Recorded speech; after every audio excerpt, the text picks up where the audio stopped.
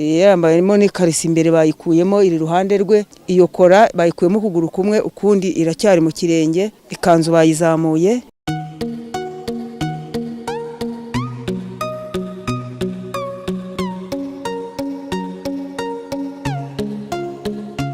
Nongeye kubasuhuza abakozi ba Peroti Rwanda aho murere mu nce zitandukanye z'isi yose, nizere ko mumeze neza n'abatameze neza nta kundi nikisimera. Tudatinze rero ngiye kubagezaho inkuru ibabaje cyane, aho umugore wo mu karere ka Rusizi yasanzwe imbere yiwe yapfuye, ndetse akaba yari yambaye ubusa, bamukuyemo imyenda bisa nkaho ashobora kuba yasambanyijwe. Byagenze bite? Abaturage barabivugaho iki?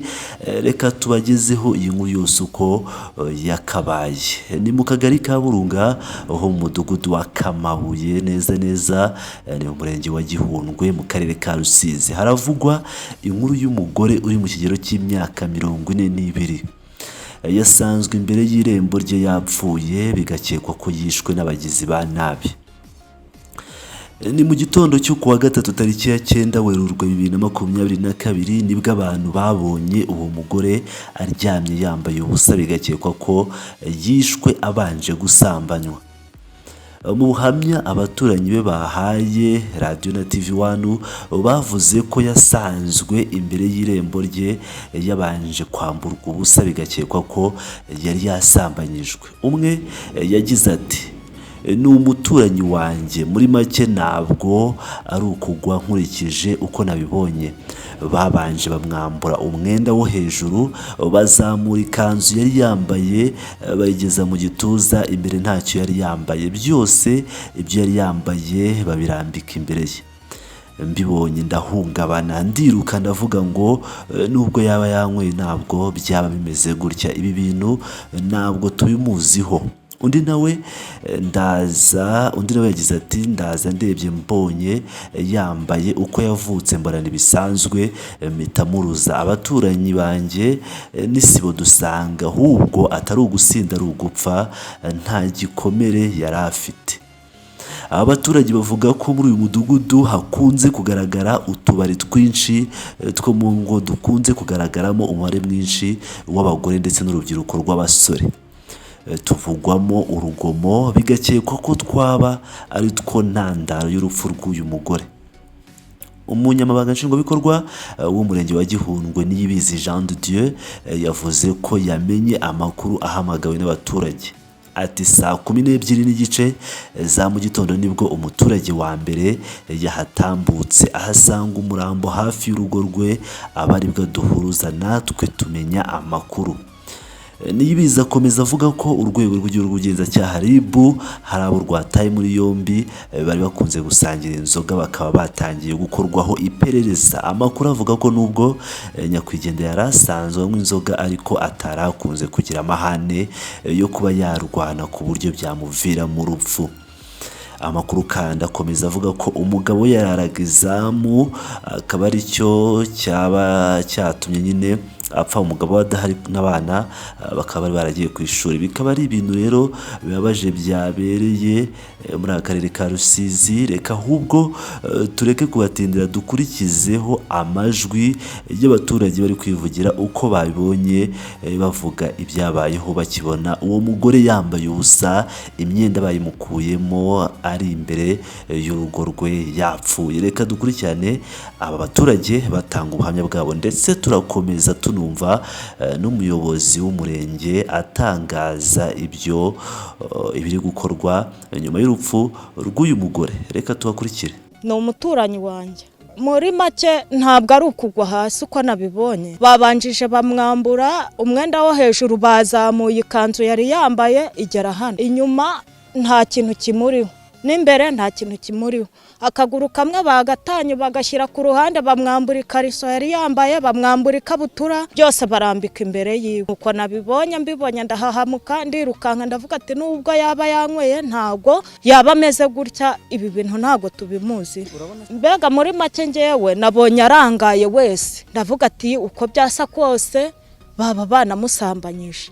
Ndaza ndebye nsanga nanjye ntibisanzwe, Rosine uko yakavutse mba ndababaye cyane cyane mpita mpuruza abaturanyi banjye bose n'uhagarariye isibo turareba nyine dusanga kumbi burya nta nubwo ari ugusinda nk'uko yari asanzwe asinda ahubwo ni ugupfa. Oya nta gikomere na gito afite.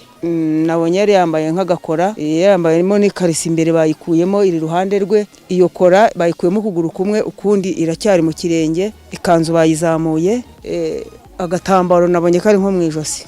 Nta bimenyetso by'abagabo nagiye kureba kuko nari mfite ubwoba sinabashije kujya imbere cyane ngo ndebe, ariko birashoboka urebye ukuntu bamutagaranyije. Hano hantu dufite ikintu cy'ubukabari bwo mu ngo burimo abagore benshi, ukuntu abatwa bigize ndakoreka, abagore b'abasinzi, ibihungu by'ibirara, biranatubangamiye. Nubwo ibi bibaye ariko biranatubangamiye. Ibi ngibi n'abandi bazajya babigenderamo. Ibi akabari yo mu ngo. Twasanze mu by'ukuri saa 12:30 nibwo umuturage wa mbere yatambutse asanga umurambo hafi y'urugo rwiwe, abari bwaduhuruza natwe nibwo twagiye twamenya amakuru. Kugeza ubu ngubu hari abo twaketse nabo basangiraga mu tubari dutandukanye. Abo ngabo rero nabo twagize uburyo twabafashe. Ubu ngubu twabashyikirije RIB, yatangiye kubakurikirana ibabaza kugira ngo turebe uko twabonamo ushobora kuba yagize ibyaba yabakoze. Ni umuturanyi wanjye. Muri make ntabwo ari ukugwa hasi uko nabibonye. Babanjije bamwambura umwenda wo hejuru, bazamuye ikanzu yari yambaye igera hano. Inyuma nta kintu kimuriho, n'imbere nta kintu kimuriho. Akaguru kamwe bagatanye bagashyira ku ruhande, bamwambura ikariso yari yambaye, bamwambura ikabutura, byose barambika imbere yiwe. Uko nabibonye mbibonye ndahahamuka ndirukanka ndavuga ati nubwo yaba yanyweye ntago yaba ameze gutya, ibi bintu ntago tubimuzi. Mbega muri make ngewe nabonye arangaye wese, ndavuga ati uko byasa kose baba banamusambanyije. Ndahaza ndebye nsanga nanjye ntibisanzwe. Rosine uko yakavutse mba ndababaye cyane cyane mpita mpuruza abaturanyi banjye bose n'uhagarariye isibo turareba nyine dusanga kumbi burya nta nubwo ari ugusinda nk'uko yari asanzwe asinda ahubwo ni ugupfa. Oya nta gikomere na gito afite.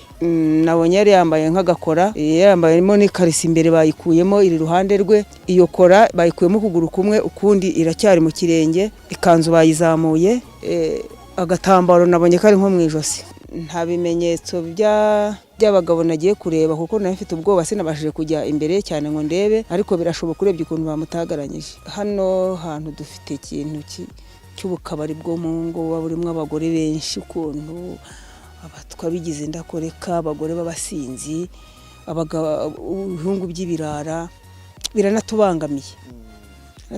Nubwo ibi bibaye ariko biranatubangamiye. Ibi ngibi n'abandi bazajya babigenderamo. Ibi akabari yo mu ngo. Twasanze mu by'ukuri saa 12:30 nibwo umuturage wa mbere yatambutse asanga umurambo hafi y'urugo rwiwe, abari bwaduhuruza natwe nibwo twagiye twamenya amakuru.